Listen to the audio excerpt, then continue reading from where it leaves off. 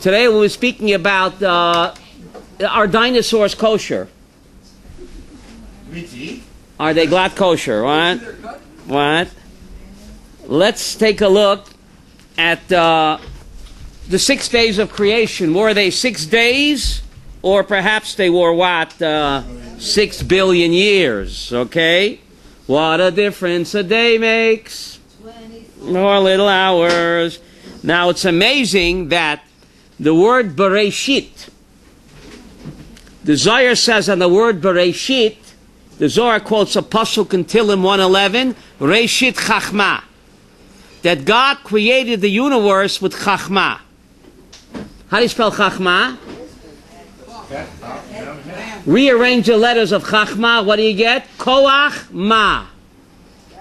Koach means what? Energy. And Ma means matter.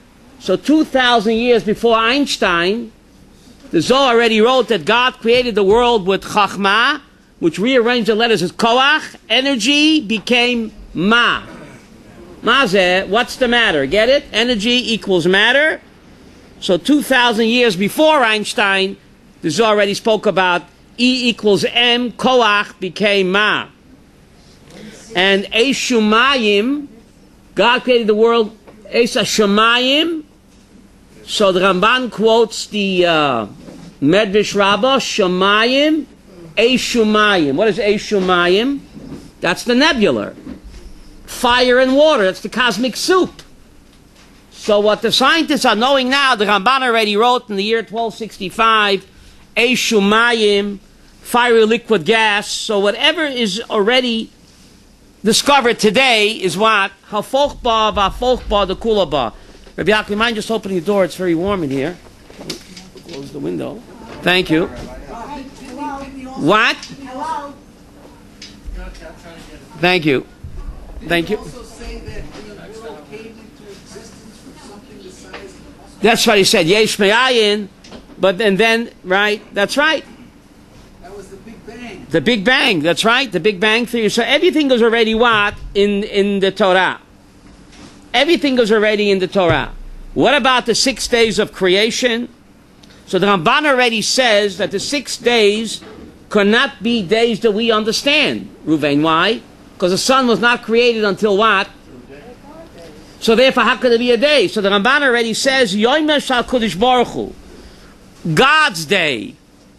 And Tehillim tells us that Ke'elef Shonim B'yanecha K'yom Etmol. 1,000 or 1,000,000 years in your eyes is what? Like one day? Right?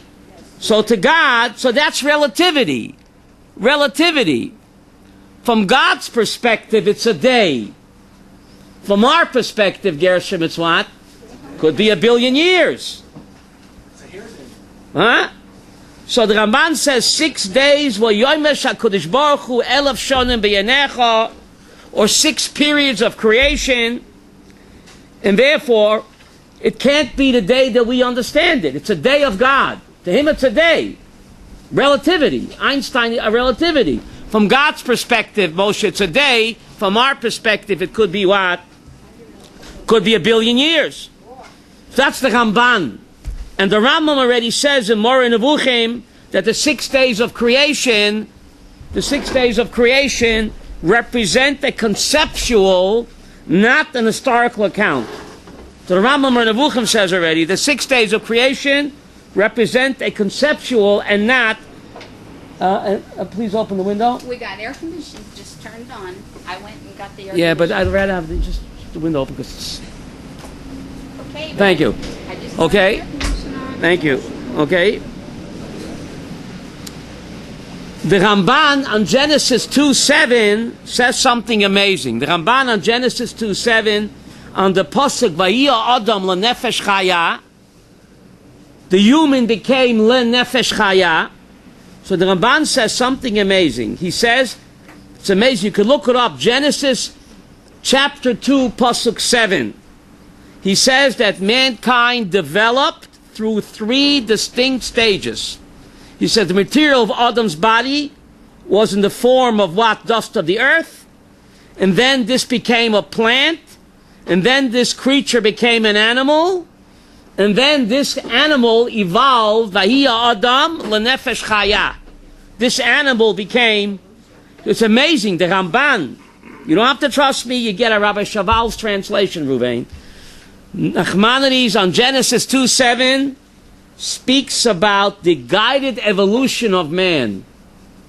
He says that the animal that was to become man had both the physical structure and the power of perception of human being.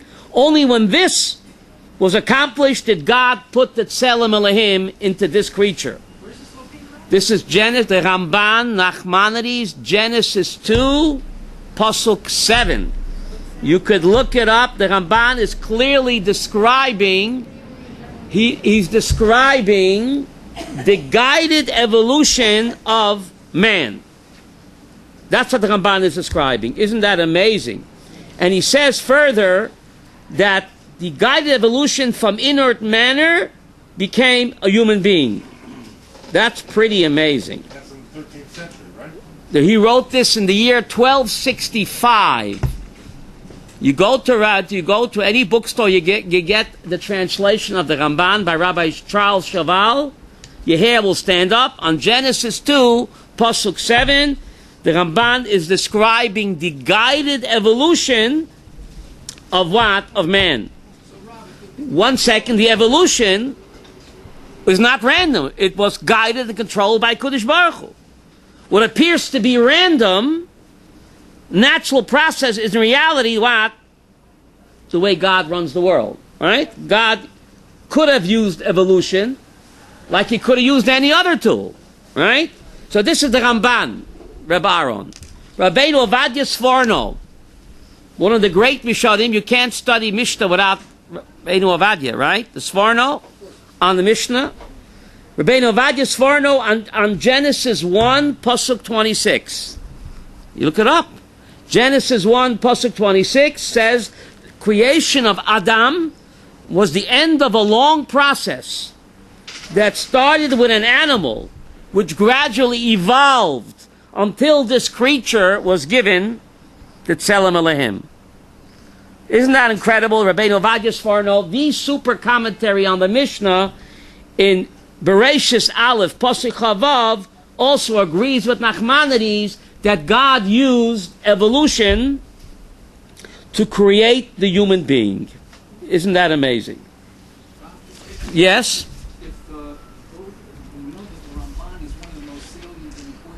One of the greatest Kabbalists on the Torah. The Sforno. And they both agree, both Rishonim, and both agree that God used evolution to create man. Isn't that amazing? What? What's the question? The question is then, why are the Rabbanim So against it. So I'll get to that. I'll get to that. Rav Kook in Igeret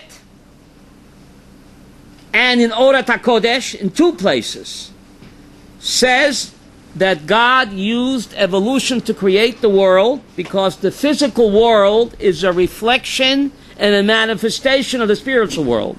Therefore, says Rav Kook, in Igeret, letter Kuf Lamed Dalet and letter Tzadik Aleph, Rabbi Aaron, I hope you're writing it down, and Igeret, two places in his letters 91 and letters Kuf Lamed Dalet, 134, and also in it Orat HaKodesh, Mamar 5, says that God used evolution to create the world.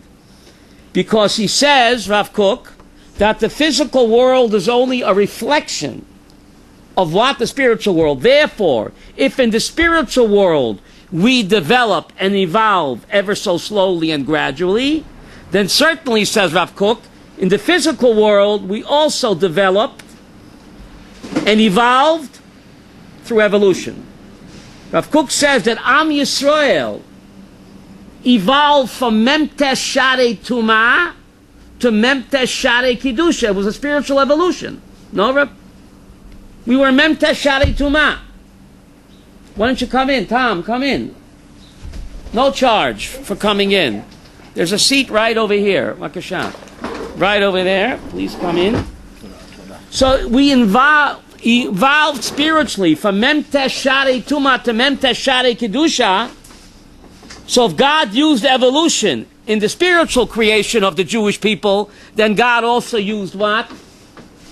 Evolution, the physical process as well, because we know that the physical world is only what, Gershom? A reflection of what? This is the great Rav Kook writing, okay? Now, there are remarkable similarities between the account of creation and evolution. Look at Genesis 1. It says God first created light. Then he created the firmament, followed by ocean, land, and vegetation. The creation of the planets and stars was followed by fish and birds, and then by land animals. Genesis 1. Only finally, at the culmination of God's work, was man created. So the Torah's description and account of creation in a natural progression points to its divine origin. Because no human being, no mortal at the time of Moshe Rabbeinu could have known that modern geologists today also believe that plants and water-based animals were what? The first to be created. So how would Moshe Rabbeinu know this? Of what? 3,300 years ago. The Torah describes the evolution. The Torah writes in Genesis 1, first light, then the firmament, followed by ocean, land, and vegetation. The creation of the planets and stars was followed by fish and birds, and then only by land animals. That's what the Torah describes. Only finally, at the culmination of God's work, was the human being created. So the Torah's description and account of creation in a natural progression points to its divine origin. Because no human being at the time of Moshe Rabbeinu would know that modern geologists today, Tom, also agree that plants and water-based animals were the first to be created. Isn't that amazing?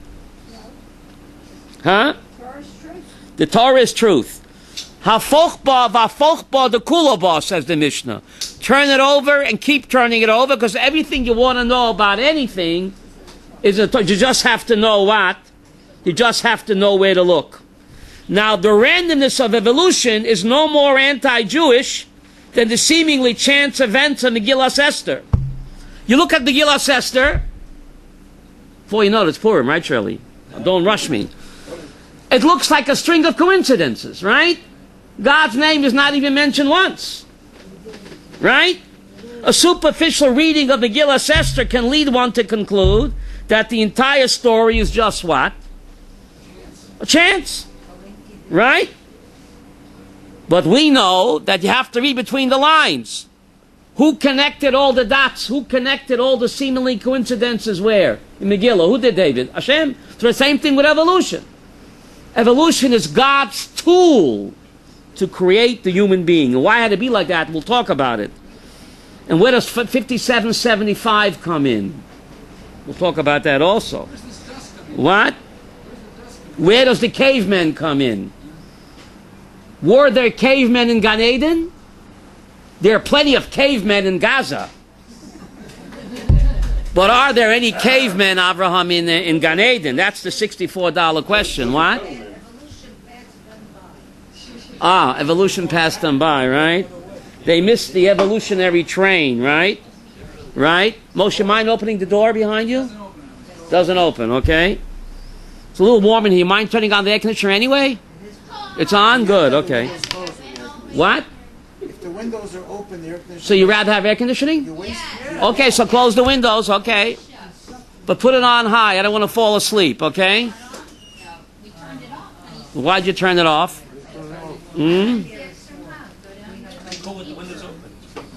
don't know. What? Yeah, you need one window open. Yeah, leave one open. I don't want to fall asleep. But anyway, right.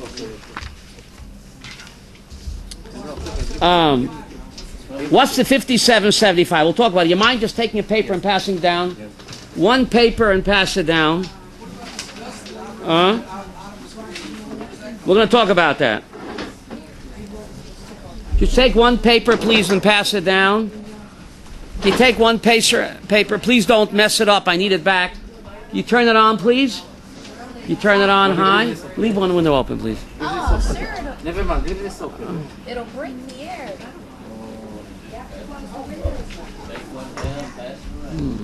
Doesn't work if you have the window open. One or the other.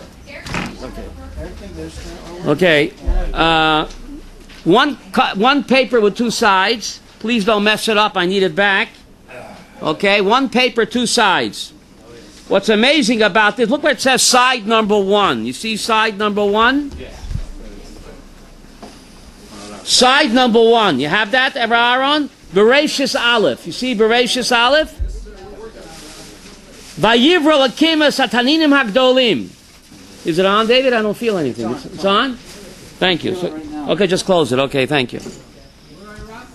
Okay, look at side number 1. You with me or against me? Side number 1. There's a 1 on it and a circle. Vayivra lakim sataninim hagdolim. God created the gigantic reptiles.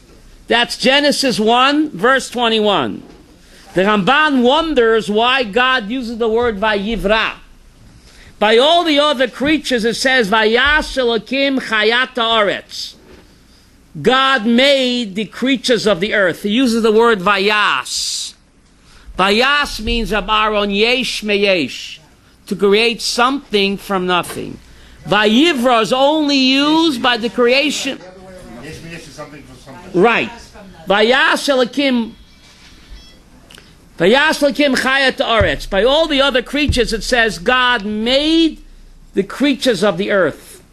Only by the human being does it use the word Vayivra. And one other time, David, by what? Taninim Gadolim. The word Vayivra means Yesh Me'ayin. How do you say that in Greek? Latin ex nihilo. So the Ramban wonders, why does the Torah use the word Vayivra by these gigantic reptiles, which is only used, Sonia, by the human being? Says the Ramban that the creation of these giant reptiles was unique. It was Yesh Me'ayin. Since these gigantic reptiles were so enormous and so huge, it required a separate and unique creation, unlike all the other creatures. Just like the human being, the Tselem Elohim was a unique creation, and therefore it says Vayivra Elohim et Adam. The word Vayivra is used only one more time, Avram, by the human being, which was a unique creation, Yesh Me'ayin, something from nothing, and also these gigantic reptiles, since they were so humongous and enormous, the Torah doesn't say Vayas Elokim Chayat Haaretz, it says Vayivra. It required a separate and unique creation because they were what? So humongous. So obviously the Ramban, writing in the year 1265, Rabbi Yaakov, is telling us that dinosaurs are kosher. I don't mean they're kosher to eat, but they're kosher to what? To believe in. And a few years ago, one of the milky products, Nechama, had a dinosaur on it. Pepsi had it on, remember? Pepsi and the Haredi Mashgiach said, if you don't remove the dinosaur from the milky product, we won't give it a kashrut. Don't confuse me with the facts. Milky, the chocolate pudding, 20 years ago had a dinosaur on. Remember Dino the dinosaur? So the Mashgiach said, if you don't remove the dinosaur from the milky pudding, we're going to lose the hashgacha. So don't confuse me with the facts. Okay? That's pretty amazing. So it looks like dinosaurs, according to the great Ramban, in Genesis 1:21, the gigantic reptiles was what? Dinosaurs. And therefore it says the word Vayivra required a unique and separate creation, and therefore it doesn't say Vayas, Yesh Meyesh, it says Vayivra, Tom, the same language it uses by what? The human being, which was what? A separate and unique creation. What about the... Yeah, go ahead. Over here is what is the purpose of the dinosaur? What is the purpose of the dinosaur? Stay tuned. Okay. This is Tiferet Yisrael. What's the purpose of a mosquito? Durosh Orachayim. What you're holding in front of you. When did Darwin live, Ruvain? What year did Darwin live? In the 1800s. Mid-1800s. Yeah. Good. What you're holding in front of you is a censored copy of the commentary on the Mishnah of Nezikin by the Tiferet Yisrael. Anyone who learns Mishnayot knows that you cannot learn the Mishnayot without the Tiferet Yisrael. Gershon, you know that? Now, if you look in your Nezikin Tiferet Yisrael. This page, mysteriously, is what? Missing. Somebody tore it out. But I have a copy here of the original printed in Danzig, Germany, in the year 1845. Before internet, somehow this great rabbi was aware of what? Of Darwin.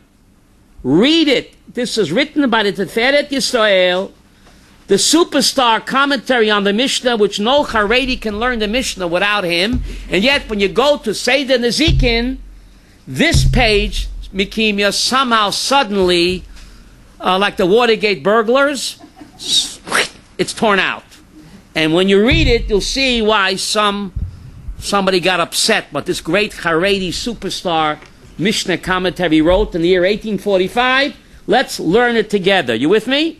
Rabbi Sprecher. The end of Nezikin. This is a commentary at the end of Seder Nezikin. The Danzig, the original, what he printed in Danzig, Germany, 1845. And look what he writes. It's the end of his Nezikin commentary. After Nezikin is finished, he has a commentary called the Rosh Orachayim. And this page, the other pages are there, but this page is missing. Now, if you take a look where it says a kaf kaf, you see kaf kaf? The kach yemotzu ba'mukei aharim hayote gevoyim ba'oretz chayot hayam asher nitzkashu v'hoyo le'even. What does hoyo le'even mean? Fossilized. They became bones that became like stone. V'chacham echad choker tivi kusir shemo. He mentioned this guy Kusir. Kosev sheme'al chayot shemotzu betachtit ha'aretz. These bones that you find in underneath the bowels of the earth, yesh mahen mikin she'enan etzoim klal b'olam hayit. These bones are not found. These creatures don't exist today. So where do they come from, Reuven? You see the check? Vikra Yodanu. You listening? Vikra Yodanu. And we already know. Me'atzmot chaya naki achat. The bones of this gigantic creature. Shenimtzat be'umkei aretz. They found in the bowels of the earth. Saviv Ir. What's the next word? Baltimore America. I want to be in America. Not really. Baltimore, America. He's writing in Danzig, Germany, Rivka, without internet in 1845. He heard about, they found these gigantic dinosaur bones in Baltimore, America. Asha'orcha Yud Zayin Regel. How long is these bones? 17 feet long. V'gavoa Miksus Ragla Orishat Sat Ksuta Yud Aleph Regel. 17 feet long and 11 feet what? High. Umikaf ragleo achronim ad gavoa yesh tes regel. Vigam b'Europa. You see that, David? B'Europa. U'ba'oretz gavriga nimtza b'emka oretz. They found in the bowels of the earth. Atzmot zolta chaya. The bones of this creature. Pozrim achas heina. Pozrim, what does that mean? Scattered. Surim. Scattered here and there. V'kor b'shem l'chol min achaya kazot. What? Mammoth. The woolly mammoth. Rabbi Aaron, are you believing this? A Haredi rabbi is writing about this? Huh? Mammoth. Mammoth. Look at the next check, Ruvain. V'chein motzu min bria. Avniyit, they found this creature. Avniyit means it. The bones became fossilized, hard like stone. Shekaru, Gershon, what's the next word? Igvachadon. Igvachadon. Igvachadon. Shegavoa tesvov regel. How tall is it? 15 feet tall. Va'arka, Rabbi Yaakov, at tzadik regel. How long is it? 90 feet long. I think he's talking about Jurassic Park. Or, T.X. Rex. The Haredi rabbi in 1845. This is a superstar Haredi. You like dinosaurs. V'orka at tzadik regel. This creature is 90 feet long. Umitoich tachnit avreho shepotu at chonim shemachila rak katzir. It only ate vegetarian. He must have seen the movie Jurassic Park, that this T-X Rex only eats vegetarian. V'od min chaya acheret motzu shakaru. What's the next word? Ruvain. Malagosaurus. Megalosaurus. Isn't that incredible? Megalosaurus. Megalosaurus. Ruvain. You believe this, Gershom? Shoya rak ma'at katan mi'achvadan. It's only a little bit smaller than what? Aval hoyto chaya torefet. V'ochelet bosa. This type of creature was carnivorous. How did this superstar rabbi know this without an internet in 1845? So what's my point, says this great rabbi. If he was writing today, he'd put him in Cherem. Good thing he's not alive today. Somebody else wrote it, Rabbi. Huh? Somebody else wrote No. Tiferet Yisrael wrote it. it. That's what they say. They burnt Rabbi Teichhel's books too. What's my point? See, he sums it up, Reuven. You have it, Gershom. Mikala Omer Nire Borur. From all of what I'm telling you, it's clear. Shekol Masha Masalona Mikabolim. All that the Mikabolim have told us. Zeh Kamo Meyot Shanim. Shekva Hoya Oilam Pam Echad. On this planet, there was already a world before we got here. V'shuv Nechrav. And the previous world on this planet was destroyed. You have it? V'choizer v'nekamam, and then another world was set up. Ze arba pamim. On this planet there existed what? 4 worlds. Genesis 1 begins with what? With the 4th or the 5th world. Ze arba pamim. We're now number 5. Ubechol. What's the point? V'shebechol pam. Ha'olam mitgale b'shleimut. What's the next word? Yitera yotem etchila. He's speaking about evolution over here. Each time when God creates a world on this planet, the world mazeit gale developed. B'shleimut yitera yotem etchila. Each time the world is what? Progresses through an evolutionary process. Hakol itbarer achshav bezmanenu be'emes v'tzedek. Now look at the last paragraph, Aaron. You have that, Rabbi Aaron? Yes, sir. Vitminu achi. Believe me, my brother. He ain't heve. He's my brother. Vitminu achi. Believe me, my brother. Shesod hanifla hazeh. Gershom. Shesod hanifla hazeh. What does that mean? This wondrous secret. What wondrous secret? Gershom, what wondrous secret? Evolution.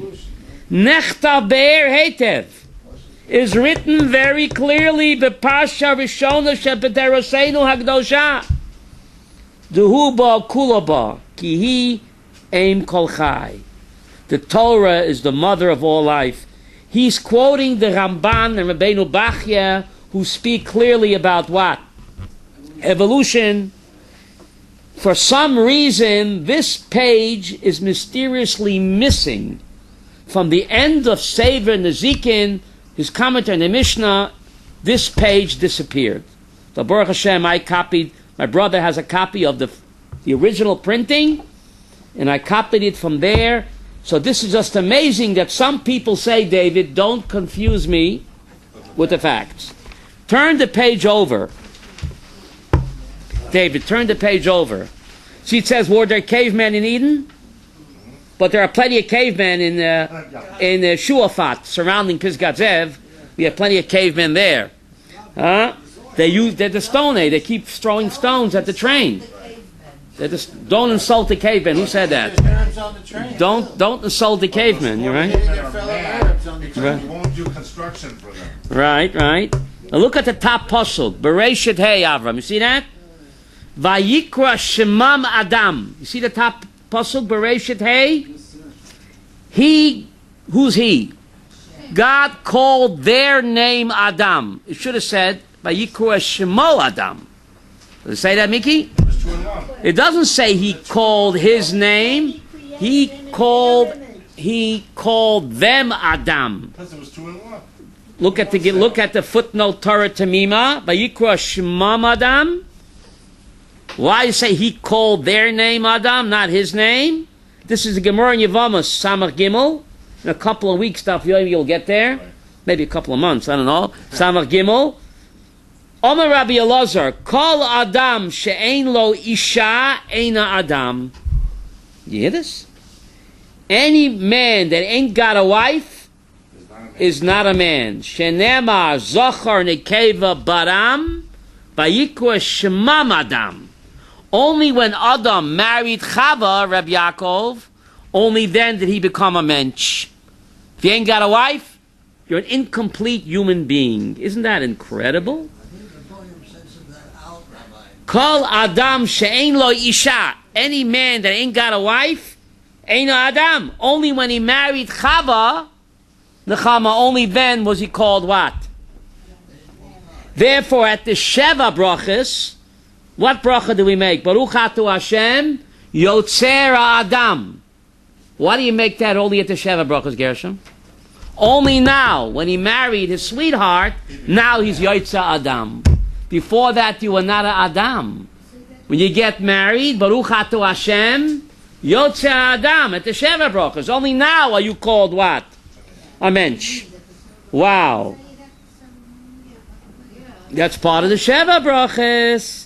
Under the chuppah, and the Sheva brachas under the chuppah, Yotzer Adam, only now. What? Yotzer Adam, that's right, only now. Now, let's get back to the text. Pasuk Gimel in the text. You see that, Gershom? You want to read that? V'chi Adam, Pasuk Gimel in the text.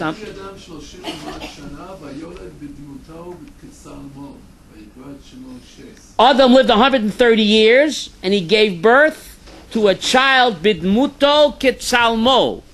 He gave birth to a child with his image of God. And he called his name Shet. So look at the Gemara, look at the footnote Torah Tamima. See the footnote Torah Tamima?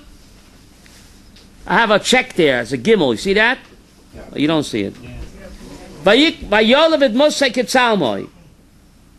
Only after 130 years did he give birth to a child in his own image. What happened before that? Omer Rabbi Yirmiyah. You have that? Omer Rabbi Yirmiyah. Kol oton hashanim shaya adam rishon binidui. The Gemara in Eruvin, page 18, tells us, Rabbi Aaron, that after Adam and Chava ate from the Eitz Hadas, they had a lovers' quarrel. And Chava threw him out of the house. And she put him in nidui. What does nidui mean? Excommunication. Chava kicked him out, and she put a ban on him. So what happened to him? Hailid Ruchin v'Shadin v'Lilin. He gave birth to Ruchin, Shadin v'Lilin. What does that mean? Shenema v'chi Adam shloshim shana. Only after Adam lived 130 years, vayoled bidmuso kitzalmo. Only after 130 years, when Chava took him back, they had a lovers' quarrel. 130 years. Only after 130 years, when she took him back, did he give birth to a child with his Tzelem Elohim. Miklal dada idna, lav ketzalmei oilitz. All of these 130 years, can you please close that? Adam was engaged in a one-night stands.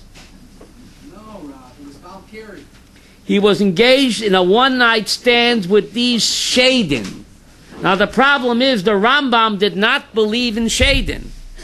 So how does the Rambam learn this Gemara? For 130 years he was having an affair with Shaden and Ruchin, and only after 130 years did he come back to what? To Mrs. Adam, and they had a child in their own image. Meaning for 130 years he gave birth to these creatures called Shaden. But the problem is that Rambam, Rabbi Yaakov Goldman, did not believe in Shaden. So how does the Rambam learn this Gemara? So if you look at footnote Chet, you see it says Rambam inside, or you don't? Footnote Chet, David, you see that? One of the reasons the Rambam's Moreh Nevuchim was banned, because he said the following. Rambam, footnote Ches inside, you see that? HaRambam Amore Perik Zayin, the Rambam in the Guide to Perplex, chapter 7, Marishon, the first part, Bir Ingna Godazu. The Rambam did not believe in Shaden. So how does he learn the Gemara? What does Shaden mean? The Kavana. Shahoylid Ruchin Shaden Belilin. On the left side on top. You have it, David. Hainu Rak Gufim. Hadomim Lanoshim. These are humanoids that look like people. Avolo below Hadat Ashlama. Ukemo, what's the next word? Hakofim.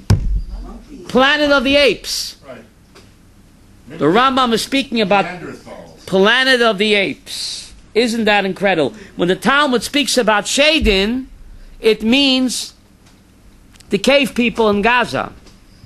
Cro-Magnon or Neanderthal man.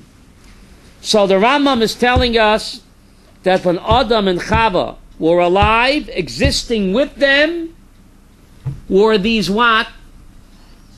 Ape-like people that the Gemara calls Shadim, but we know there are no such thing, but they are actually these Cro-Magnon people that Adam was having an affair with and giving birth to these human-like creatures, but they did not have the Tselem Elohim. Only when he went back to Chava did he give birth Kitzalmo. What does Kitzalmo mean? His image means the image of God. But for 130 years, he was involved in affairs with these cave chicks, cave women. Right, now we know them as biker bar people. Biker babes? Biker. Biker babes. Hell's Angels girls. 1 minute. What's amazing about this, that the Rambam acknowledges that before Adam and Chava and during, they were these human-like creatures. What made Adam and Chava unique is they had the Tselem Elohim. These other human-like creatures did not have the Tselem Elohim. You hear what's going on over here? Now, Rav Soloveitchik in a Shabbos night shir in front of hundreds of people said the following. My secretary was there and she heard this in the early 70s in Boston, Motzei Shabbos. Rav Soloveitchik said the following. If you know of a human monster like Hitler or Stalin that has no shred of any human sympathy, perhaps, he said, they are, he mentioned Hitler and Stalin, are the offspring of Adam and one of these cave-like women. They have no, Hitler and Stalin had no shred of any human sympathy. So Rav Soloveitchik said perhaps they are, he mentioned Hitler and Stalin, they are the offspring of Adam and one of these Avram, one of these cave-like women who did not possess the Tselem Elohim. And therefore they were human monsters because they really weren't human. They looked human. He mentioned Stalin and Hitler. So did Rav Soloveitchik. But anyway, this got the Rambam in hot water because the Rambam here writes about ape-like people. But what's amazing is that Rashi agrees. If you look in Rashi, why Chava gave Adam the Eitz Hadas to eat. So Rashi says she was afraid that she would die and he would survive her and marry somebody else. That's what Rashi says. The Yisacheret. Rabbi Avram, if they're the only people in the world, who's the competition? Rashi in Chumash says, why did Chava give the Eitz Hadas to Adam to eat? Shaloi Thomas he, V'hu Yisacheret. She couldn't stand the fact that she would die alone. He would survive her. V'yisacheret. What does that mean? Who's the somebody else? If they're the only people around, looks like Rashi agrees with the Rambam that there were other human-like creatures there, and Chava was afraid of what? The competition. So she didn't want to go down alone. So she gave Adam the Eitz Hadas. He should not survive her and marry somebody else. So the Torah has nothing to fear from science. What made Adam and Chava unique from the other creatures was they had the Tselem Elohim. But these other creatures could have existed eons before. 5775 is when the creature that we called Adam received the Tselem Elohim. But these human-like creatures could have existed millions of years before. The clock as we know it, our luach, begins ticking when Adam and Chava received what? That was 57, 75 years ago. Before that doesn't concern me. And modern scientists agree, Reb Yaakov, that intelligent man, the way we know him, is not older than 6,000 years. You could check it out. I'm not talking about Cro-Magnon man. I'm not talking about Neanderthal man. That existed maybe 1,000,000 years ago. But man, as we know him today, Tom, science will agree he's not older than 6,000 years. That jives with us. When did Adam and Chava got the godly soul? When, Shirley? 5775. That's when the clock began ticking for us. Before that, who knows how many eons passed? It doesn't concern me. Our luach begins when Adam and Chava received the Tselem Elohim. That was 57, 75 years ago. That completely fits Sharona with what? With science, yes? Yes? Just wanted to ask about the Vayoled Bidmuto. Bidmuto could... Did he give birth? Vayolet means that Chava gave birth from him. No. Vayolet. Vayoled is man. Okay, so we say he gave birth. He. We talk like that, don't we? Don't we talk like that? To her. What? Who is she? Bidmuto Kitzalmo. That this child that he had with Chava was the Tselem Elohim, unlike the other kids in 130 years, as compared to, right? Go ahead. That when Abraham separated from his wife, when Adam separated Yeah. from his wife, it was 130 years. Right. It was still in seed. Okay, but I'm talking about the Gemara in Eruvin, page 18 here. This is not the Zohar. The same concept. Okay. So, but what it said in that period of time, Okay. what was created was the Arab rock. All right. Okay, but here you have, according to the Rambam's explanation, there were these cave-like women. Who are you calling a beast? Wild women, wild cave-like women that Adam was having an affair with. And if you meet a human monster, said Rav Soloveitchik, Hitler or Stalin, they are the offspring of this union. Where did they come from? Where did they come from? Where did all the creatures come from? Cave-like. Where the other creatures come from? That's all part of God's evolutionary process. God used guided evolution to create the world. So where's the problem with the other rabbis? And why is the problem? Why don't they accept Why do they this? accept this? You got to ask them. I don't know. They know more than the Ramban. They know more than the Feret Yisrael. More than Avinu Ovadia Sforno. The What greatest. does the Zohar say? What? Been afraid of. I don't know what they're afraid of. I don't know what they're afraid of. They think they're doing the Torah a favor. When they denying the cave people. They deny what they say. It's a hoax. They think they're defending the Torah, but actually they're degrading the Torah. They are these skeletons of cave people. How can you deny it? Huh? And deny the dinosaur? They say it's a hoax? I don't know what they're afraid of. Hafochba v'afochba the kulaba, says the Mishnah. Turn it over and keep turning it over. Everything you want to know about anything is where, Sonia? You just have to know where to look. Right? You just have to know where to look, right? Rabbi, Yes, sir. can I make a comment? Bakasha. You said, but actually there's something he said a few minutes ago about the Zohar part. Right. 130 years. The gematria of Da'as, which is where they fell and when the 130 years starts from there, basically. Right. From the tree, the Eitzah Das Overall, right? Right. So Da'as is equal to 474, the same as Arab Rod. Wow. Your Wow. Zohar that you... Wow. That's pretty amazing, huh? Wow.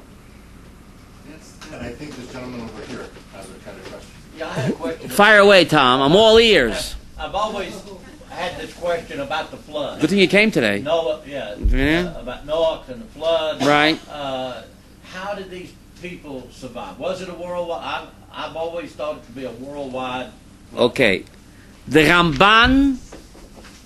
So where did these creatures come from? If the whole world was destroyed, except Noah, where are these? How could Hitler and Stalin come from what? These human-like creatures.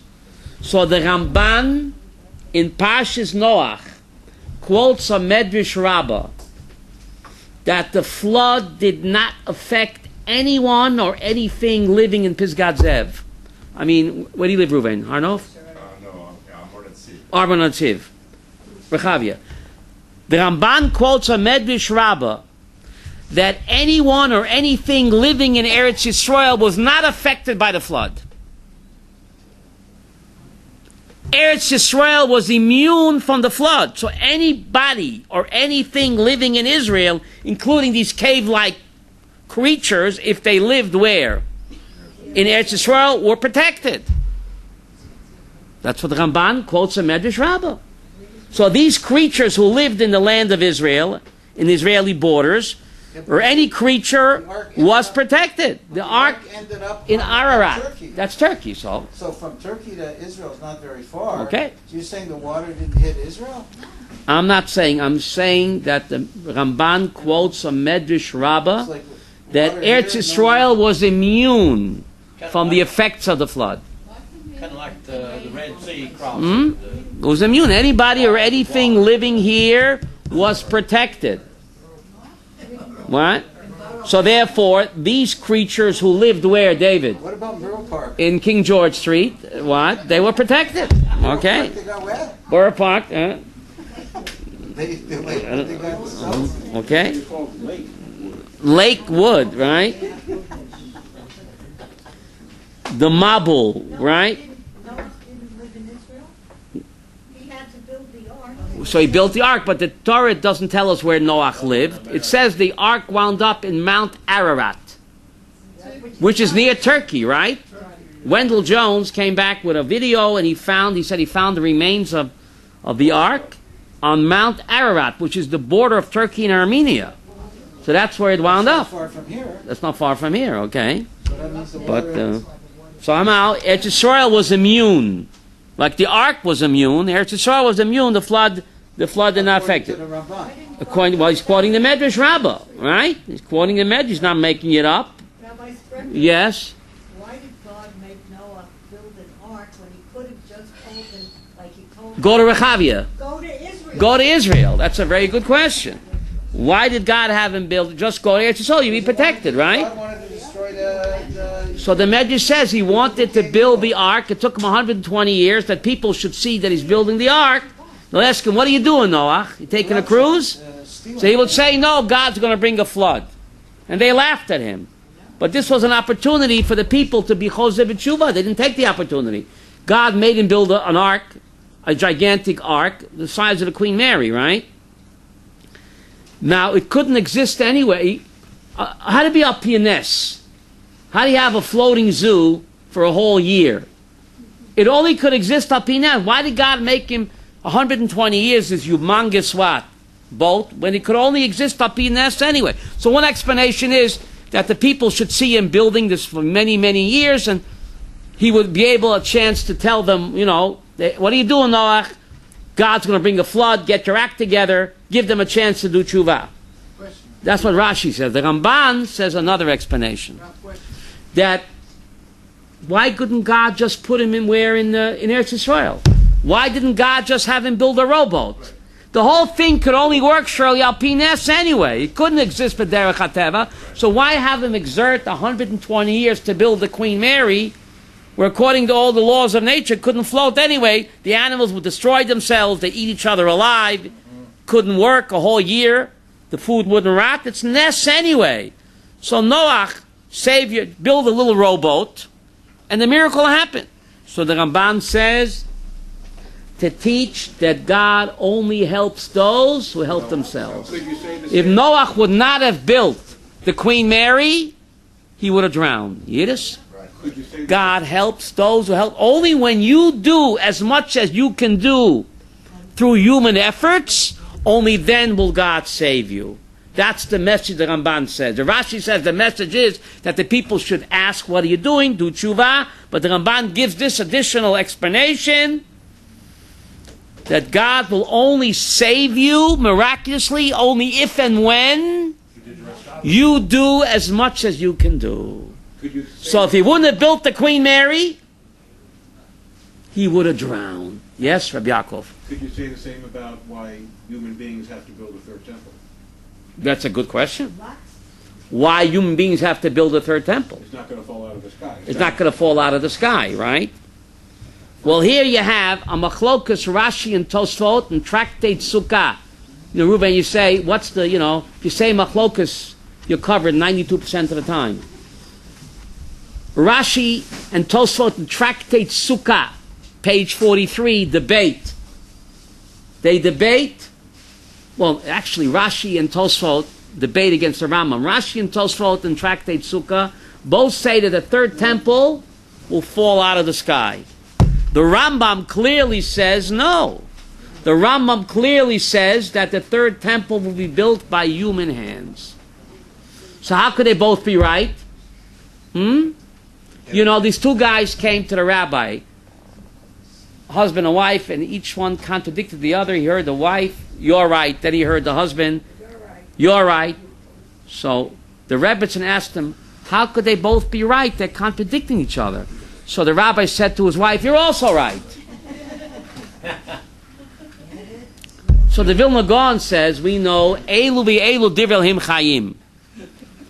When superstars disagree, Tom, they're both, how could Rashi and Tosfot say that the third temple will drop from the sky, and they're right, and the Rambam says no. The Rambam says that the third temple will be built by human hands. So how could they both be right? So the Vilna Gaon says they're both right because it's going to be a joint effort. If we begin the project and do as much as we can do, he'll finish it. Same idea with the ark. When will God do his? Only if and when, Gershom, we do ours. The same idea with the ark. We have to do as much as we can do. We already have the kalim, right? And we have the begodim. When we do as much as we can do, then God will do his part. But if we sit with folded hands, like Noach would have done, he would have drowned. So it's not a contradiction. Who will build the third temple? Joint effort. You do yours, and only then will he do his. Do your best, and only then God will do the rest, Rabbi Yaakov. Do your best, and only then will he do the rest. Yes? Hey, now I have something to say. Hey, if the water didn't cover the whole earth, which the Bible says, Yeah. and he sent the raven out, it didn't find a place to rest. Right. Bring back any leaves. But where did the dove? The The dove brought back leaves from where? Says the Ramban, from Eretz Yisrael. Because the Eretz Yisrael was not affected by the flood. The dove flew to Eretz Yisrael, everything else was destroyed. But Israel, everything was intact. So therefore the dove got the olive tree. Yes? You have a question from ours? No. No, give me time. Go ahead. The raven, Yeah. why didn't it bring back green if the waters was abated? I don't know. It went toward Russia. I don't know. He flew the wrong way. The raven flew the wrong way, right? The raven was concerned for its mate. All right. The raven flew the wrong way anyway. Why did Noach change a scout? That's another question. Go ahead. He changed the scout. What? Noah was building the ark for 120 years. Right. I find it inconceivable That. not one person was able to do truth. Right. Now, it says, Rashi, They laughed at him. They mocked him. Yeah. it says, Rashi brings down Right. by the word, very interesting, kates, which it also occurs. Kate's Kolbasa, right? The end, yeah. By kates, it says that when a Androbalusia comes to the world, When there's nus and avodah zarah, when Zeus and Avodah Zarah a catastrophe comes to the world. it doesn't matter whether there are tzaddikim, Same-sex marriages, gay rabbis, a catastrophe strikes, destroying the good and the bad. Exactly. So if that's the case, then there must have been people who did tshuva. And yet, Why is it that they didn't survive and Noah? guess they didn't do tshuva. Or they made Aliyah. Guess that they didn't, yes? Says Rashi says in a situation Yeah. like that, it's a deacon, go. So how come Noach was spared? That's what I'm saying. What? Why Noah? Be well. It seems like it's when bringing out, it seems to be a steer. A steerer, right? Okay? The good and the bad. So the only way you can answer it is I guess good is relative, what? Good to... I think you gave an answer. Go ahead. The answer you gave Is? was that Noah was doing something proactive in saving himself. Beautiful. The other guy, beautiful, Rabbi Aaron. Beautiful what you're saying. God only helps those. You sit like this, too bad. You know the story. Hurricane Katrina. There was this great pious Hasidic rabbi by Hurricane Katrina. And the flood was raging, right? And he was drowning. And the Coast Guard came by and they wanted to save him. He says, "Go away, I'm waiting for God to save him." Then a helicopter came and threw him a line. And he said, "Go away, I'm waiting for God to save me." Then the National Guard came with a rowboat. He said, "Go away, I'm waiting for God to save me." And he drowns. From a true story. He drowns, he goes up to heaven, says, "God, I was so pious, I'm a chussid, mit a streimel, and I daven to you, how could you let me down?" He says, "God, you verstopped the cup, I let you down. Who sent you the Coast Guard, the helicopter, the National Guard?" God works through human agents. You have verstopped the cup.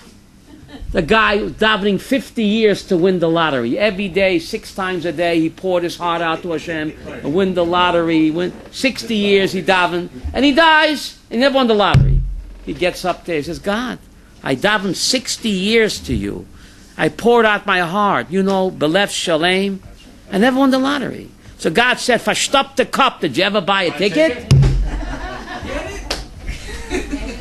You didn't buy a ticket. What do you want from me? God only helps those, Gershom, over and over. He helps themselves. Noah, helped himself. He built the ark. The other goody two-shoes sat around and expected a miracle. Forget about it. He only helps those who help themselves, yes? Rabbi Yaakov, yes. But to this gentleman's comment is the following.